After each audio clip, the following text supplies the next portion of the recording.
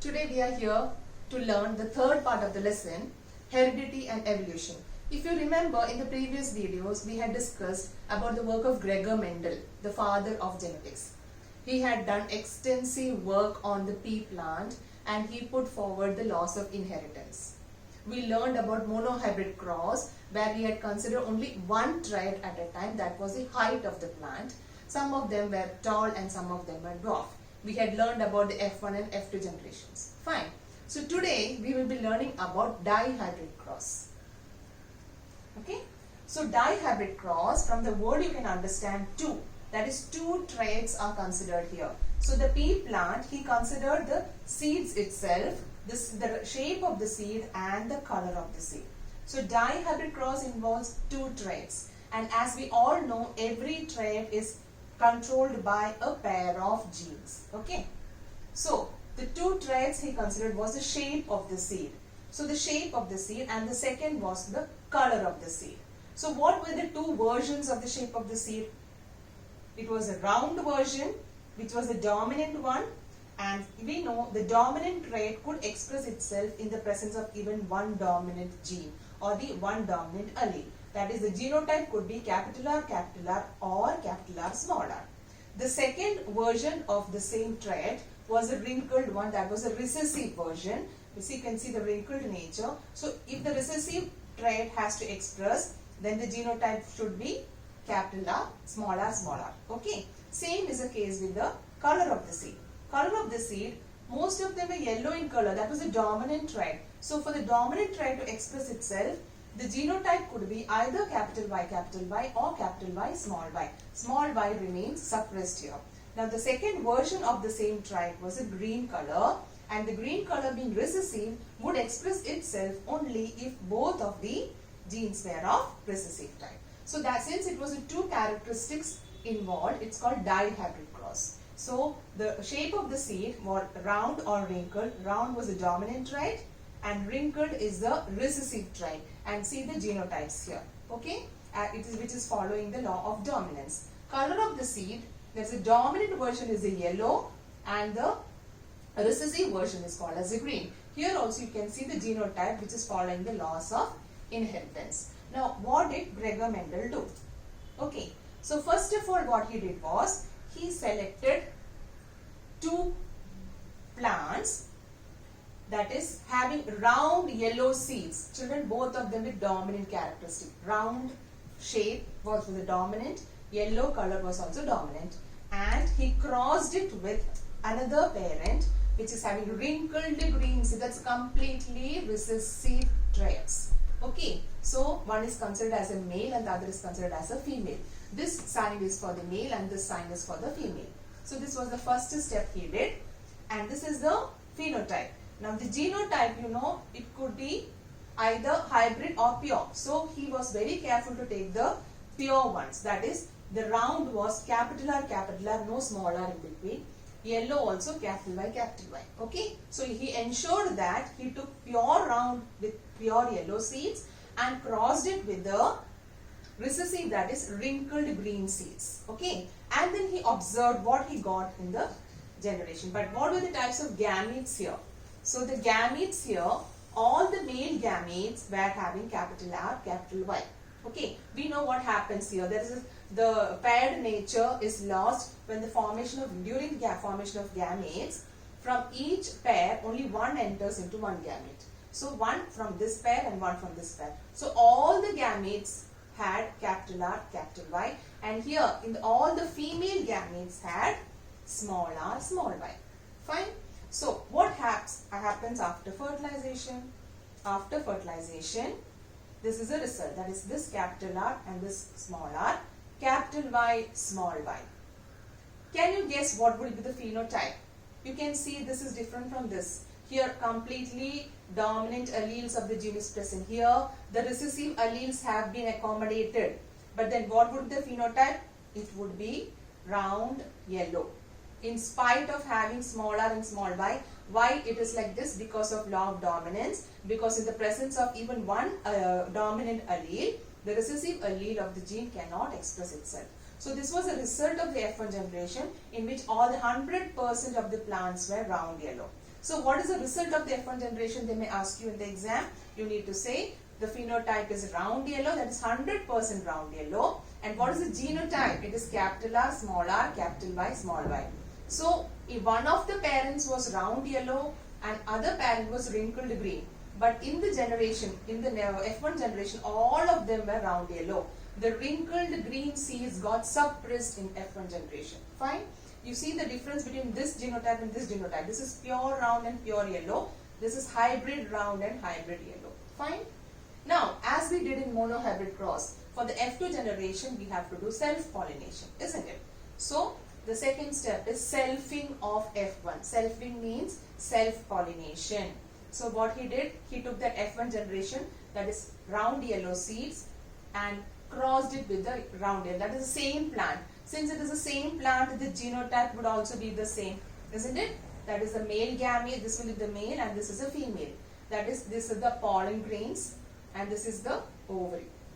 So, now what happens here, when self-pollination is done, the pollen from this is dusted on the stigma of the same flower. That is called self-pollination. Okay. So, before what happens is, because the genotype here it is capital R, capital Y, small y, there are 4 types of gametes formed here. It could be capital R, small y, capital Y, and small y. Similarly, in the females also, 4 types of female gametes are produced. Capital R, small r, capital Y, and small y. So, there are 4 types of male gametes and there are 4 types of female gametes. It's the same flower I am talking about, that is selfing of F1 generation. Now, if you see what will happen here while crossing. This male gamete, it can cross with this one or this one or this one or this one. So, chances of it to cross is this one can cross with any of these 4. Similarly, the second male gamete, it may fuse with any of these female gametes and so on. Actually, 16 combinations are possible here. So, you cannot show the 16 combination by putting arrows or like this. That is why we take the help of the Punnett square or the checkerboard which we did in monohybrid cross. So, what you did here, you are representing all the male gametes and the female gametes in this way. Okay. So, this can be considered as the male gamete and this comes considered as a female gamete. Suppose this male gamete fuses with this female gamete, then this combination is capital R, capital Y, capital Y. Now, second combination, what will happen here? It is capital R, capital Y, small y. Okay. Similarly, you will get 16 combinations. Fine. So, male gametes 4 type and female gametes 4 type. 16 combinations are seen in the F2 generation. And if you now see the phenotype, how many yellow is there? 1, 2, 3, 4, 5, 6, 7, 8, 9. 9 round yellow is there. How many round green can you see? 1, 2, 3 round green. Okay. How many wrinkled yellow? 1, 2, 3. And how many wrinkled green? It is only 1. So, this is a phenotype, the appearance. So, the phenotype of F2 generation is 9 round yellow, 3 round green, 3 wrinkled yellow, and only 1 wrinkled green. So, the phenotypic ratio of dihybrid cross, if you remember, the phenotypic ratio of monohybrid cross was 3:1 and the genotypic ratio was 1:2:1. But in here, in the dihybrid cross, in 10th standard, you need to learn only the phenotypic ratio, that is 9:3:3:1. 9 is round yellow, 3 is round green, 3 is wrinkled yellow, and 1 wrinkled green. Is it clear? The genotypic ratio is not there for your syllabus. Is it fine? Okay. So, if you just see what happened, just to revise, round yellow seeds are crossed with wrinkled green seeds. F1 generation, all of them were round yellow. But you can see the Punnett square here. After the combinations, you are getting 9:3:3:1. Okay. So, in the exam, if they ask you to represent, so this is the flow chart which you will have to represent. That is round yellow into wrinkled green. Capital R, capital Y, capital R, and small y, small r. F1 generation you can see all round yellow, 100%, but the genotype is capital R, small r, capital Y and small y. Then self-pollination, selfing. After self-pollination, you are getting how many combinations? 16 combinations, but the phenotypic ratio will be 9:3:3:1. So this flow chart is representing the entire dihybrid cross, which you can do in your exams also. So in place of these two, you will be getting some other characteristics also. You just have to change the sign here. Remaining everything will remain the same. Clear? So here also you can see this is explaining the third law, that is a law of independent assortment.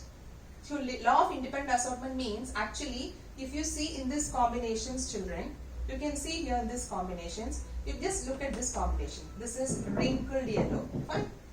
Now even though in yellow both of these yellow is having a dominant allele, it did not have any effect on this recessive allele. Understood? So this wrinkled nature is because of small r. The yellow nature is because of this capital Y. So these two capital Y's is only exclusively for the color. Small r is exclusively, it is determining the shape. Since it is small r, it is wrinkled. That is, these genes are exclusively doing their own jobs. They are not bothered who is there near them. Whether it is a recessive gene near them or a dominant gene near them, which is for the next another trait. Is it clear? So that is called law of independent assortment. So that is, they are doing their duties independently without getting affected by the genes present along with them. Is it clear? So one more example you can see here. Capital R, small r, capital Y here. Small y. You can see why this is green in color, because both of them are small y. Clear? Okay. So that was the three laws we have learned. So coming to the last part of the lesson, or last part of the this today's video is sex determination.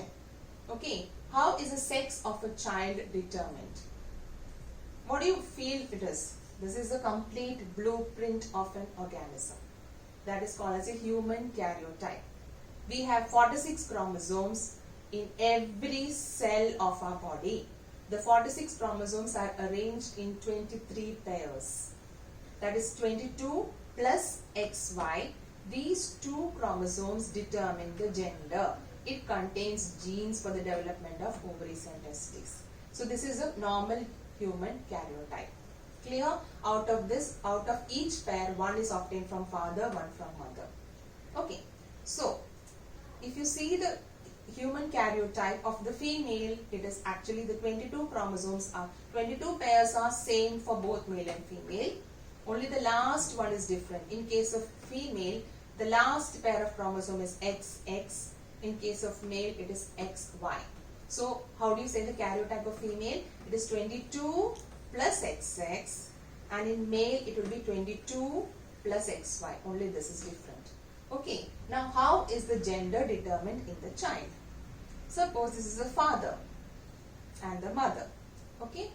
The father's genotype, as we just saw, it is 44 plus XY, and here in females it is 44 plus XX. This is the autosomes are same in male and female. Only the sex chromosomes are different, because the sex chromosomes have the genes for development of ovaries and testes. So this is the genotype of the father, and this is the genotype of the mother. Now in the father, gametes are formed, they are called as the sperms. There are two types of sperms formed, that is 22 plus X and 22 plus Y. Why did it become 22? You know, during gamete formation, meiosis happens, where the paired condition is broken and only one chromosome from each pair enters into the gamete. That is, out of 44, half will enter into one gamete, half will enter into the another gamete. We have learned this before. Okay, if you want, you can revise it again in the first part of the video. Okay, so two types of sperms are there, 22 plus X and 22 plus Y. But you can see in female, since it is 44 plus X, all the eggs will have the same genotype, 22 plus X. Is it clear? All the eggs are having same genotype, but half of the sperms get X chromosome in them, half of the sperms get Y chromosome in them. So what are the chances of fertilization? If this sperm is fusing with this egg, then 22 plus 22 it will be 44, plus XX. Okay. Similarly, if this one crosses, it will be 44 plus XY. So in this case, it is 44 plus XX and it is a female child. But if it is 22 plus Y crossing with 22 plus X, then it will be a male. So you can see from this, it is the father who is responsible for the gender of the child. It's not the mother, because mother has both X chromosome, but the father has X and Y chromosome. So if the Y chromosome fuses with the egg, then only male or the boy is formed. Okay. So in the exam, if they ask you, children, you need to represent it properly. Don't forget to write all these representing here, because XX is representing the sex chromosome. The father has XY, mother has XX. Two types of gametes are formed, X and Y. Two types of sperms. And in mother, all the egg is having XX. So chances of fertilization, okay. So 50% probability for the formation of female child and 50% probability for the formation of a male child.